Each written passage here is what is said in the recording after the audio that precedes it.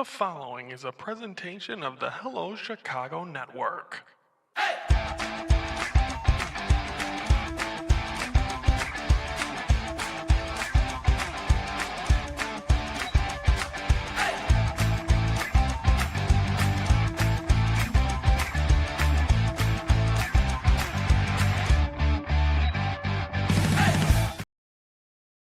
Hello, Chicago Network is on the air. Hello, everybody. I'm Ronnie Anashadas. It is time to focus for this Wednesday, June the 17th. We're focusing on the Chicago White Sox.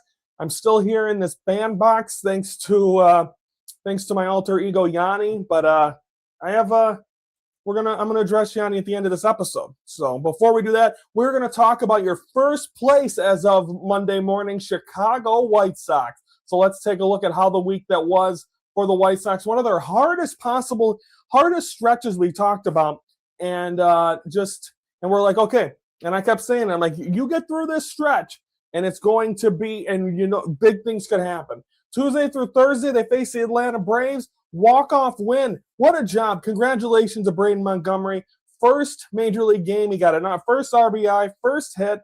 Then he gets a first walk-off home run. Tuesday against the Braves, awesome. And it was so awesome to see because he was able to just soak it in. You could just see him breathing around the bases. A lot of times you just kind of see people and they say, I blanked out. It looks like he actually enjoyed it, took in the moment. His family was there. They get the win in game one. Game two, they win a one-run game. Great job there by the Sox. Game three rained out, so we're going to put series win. I don't know if you want to consider that a sweep because they still have one more game. I believe they do make it up in August.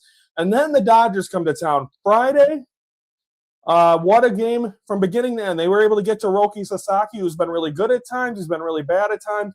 Sox get to him on Friday. Saturday, got my first game I went to this year. Thank you very much for Brandon for taking me. Brandon, Anthony, me, the boys.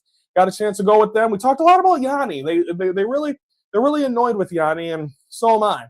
But it was nice that Yanni didn't interfere. I'm sunburnt because of that. But and all my games I go to this year, we're going to kind of showcase them. I'm documenting them. We're going to showcase them in season 3. We'll have more information about that coming up in the fall. But Yamamoto, perfect game into the 8th inning. Mookie Betts error. Then into the 9th inning, got to first batter. And Peters, home run right around the foul pole, ended the no-hitter. I was so close, and I thought it the day before. I'm like, I think I have a gut feeling Yamamoto's going to get a no-hitter. And he was so close, and that was the one thing I haven't seen. I've been to every baseball stadium and all that. So close. But and also Shohei Ohtani hit a home run. I recorded that pitch. I posted it on social media. It'll be a part of the documentary that we'll be doing in the fall. So stay tuned for that. But great job. Yamamoto was lit, on fire. I got to see a Shohei home run off the bat. Very successful game with Shohei. I mean, also, the other thing I never saw in my chase was Shohei Ohtani. So there'll be a lot of coverage of Shohei Ohtani. That was nice to get a chance to see him and not facing the Cubs as well. And then Sunday, they got out to a 1-0 lead, the Dodgers, by Freddie Freeman, and then Colson Montgomery with the big home run. And then just everything came together for the White Sox. They get a series win. The Guardians got rained out on Sunday, so therefore it is a tie. The White Sox are tied for first place on, I guess we can consider it on the 15th of June, which, seeing what we've covered from this team, 2021, our first year doing this, they did make the playoffs. They won the AL Central. Since then, it's been a lot of rough games, and we've already been checked out on them. They are in a playoff spot right now, ladies and gentlemen, and I know we don't talk playoffs till about a month from now, but we are when we're talking about a team that's lost 100 games in 3 straight years. I'm happy for the White Sox. I'm going to root against them, only against when they're facing the Cubs. So 3 more games this year. The rest of the time, and I've continued to say this, I cover them. I've covered a lot of bad baseball. I've covered a lot of bad of every sport.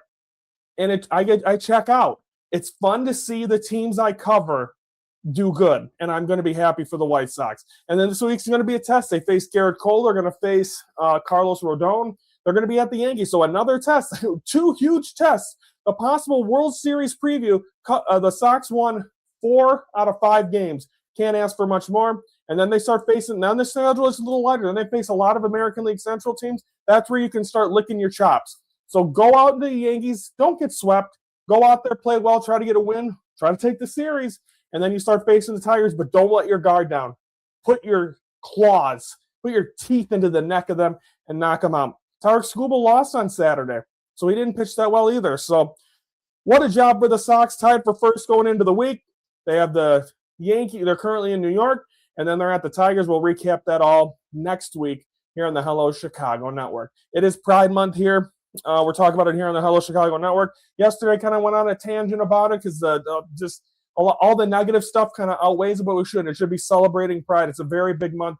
I am openly bisexual, getting married to my fiance Renee in April. Say that every episode, but I'm proud of it. I love him, and the way he's made me grow as a man, as an adult, has been, I can't even put into words what he's been able to do for me. So I've never take that for granted, and can't wait to call him my husband in less than 10 months. But I'm always giving statistics at the end of the show for this month for Pride. We're doing it this month, and we're doing it next month, but we won't be doing one tomorrow. We are going to address Pride with my dad because tomorrow's a Father's Day episode. But I'm going to give you two impacting statistics. LGBTQ inclusion. In 2021, the U.S. Navy commissioned the USNS Harvey Milk, honoring the gay rights activists, marking a major milestone in inclusion. Community support. A majority of non-LGBTQ Americans, 61%, are supportive of LGBTQ community. Good. You should be supportive. I've ran into people, and it's actually I don't talk about, and it's something I don't talk about at work that much, and people I talk to all the time, they don't really know because I work at a hospital. People I wait on, I'm in food service. They don't know, but the people I work with, they do know, and I know and within the next year, I make a promise to myself. I'm gonna make a promise to all of you. I'm gonna be more open about it because I don't like talking about that person because I don't want people's reactions. I don't want to hear the negative reactions if there is any. I don't want to deal with that because I don't know what I'm going to say or what I react to. So I really just keep it to myself, and the people that I trust, I come out to. And I've had people that I trust say terrible things. I've heard people have said to me, "Oh, well, you're only defending him because you think he's cute." Or in an argument, point out, "Well, what about you and your boyfriend?" That came from a blood relative that I still don't really talk to. And then, of course, I have one of my closest people called me the F word in the middle of Philadelphia. So, I mean, I've dealt with it, but I'm sure people have dealt with way more. But my support system, if you have a support system, and I'm very new to this. I've only been out for 4 years. There's people that I'm still learning every single day. That's what a lot of these stats are. A lot of the stuff, I'm still learning myself. And but I know one thing: you need a support system, and I'm so happy that I have one. From the people I live with, to my family, close personal people, they never turn me away. They don't judge me. They don't look at me any different way, and it means the world to me. And I don't know where I would have been or if I would be here. No joke. If I didn't have every one of my, you see the wall behind the brick wall, the Pride wall. You need a brick wall. You need that wall to be able to lean back on and have support. And I'm lucky to have that. Please comment below if you have any stories. And my heart goes out to the people that didn't, but that makes you that much stronger. If you were able to survive, because I don't think I would have been able to do this without a support system. When I came out to my family, I was already basically dating my fiance at the time, or my boyfriend at the time, now fiance. So when I came out, and I put it in a letter. I gave them the letter.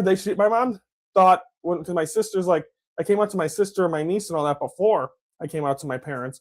And I put it in the Facebook message, and my sister kind of warned me, like, "Ryan has something to tell you. It's in an envelope." My mom thought I had a disease and I was going to die. And so the fact that, I mean, it took her a while. I mean, like I said, I was on vacation in New York. But the fact that it took a little bit. There was awkwardness. But they took Renee in and as one of their own, and absolutely means the world to me. And just to have that support system. And so they had to learn of me coming out and then being in a relationship all at the same time, because it all happened so fast. So I like talking about this stuff. This is the month. I don't really have the platform to talk about it because it is Chicago sports, but this month I'm taking the time to do that, and I hope you guys have listened to my stories. I have for 4 years. I have had. Again, there's people that have so many more. Comment below if you have them, and we have one more week of this. Tomorrow, Father's Day, sit down with my dad on the Studio One patio, get the hell out of this band box. And Yanni, by the way, I said I was going to address you. You might hear from me. Might just hear from me. I know Friday you got your big, because no one can stump you. You have your big stump Yanni against Anthony. I might show up. I might have something to say. So just beware, because I'm sick of it, and I want to get back into my studio, because I'm getting there. But locking me in a room, that's not stopping me. I've been this is the most aggravated I've been this whole week, and I've showed you the frustration on the show, and I apologize, but everything I've said has come from the heart. But it leads from Yanni, and I hope you guys never have to meet him, because he's nothing but bad news. Tomorrow, Father's Day edition with my dad. Can't wait for you all to see it. Couple surprises for him as well. Should be exciting. That's 3/12 tomorrow. Close up the week. Tune into the crossover next week, Friday. A week from Friday, I got to be a Brewer fan for a day. We'll get more into that next week on the show as well. And hopefully, I don't know where the hell I'm doing the show from. So we'll see you tomorrow. Have a good weekend. But don't forget about the Father's Day episode coming your way tomorrow, 3/12 Central. I sit down with my dad, talk Chicago sports, have a couple surprises for him as well. I'm Ryan Nash. Don't forget to like the video, subscribe to the Hello Chicago Network YouTube channel, comment below. Means the world to me.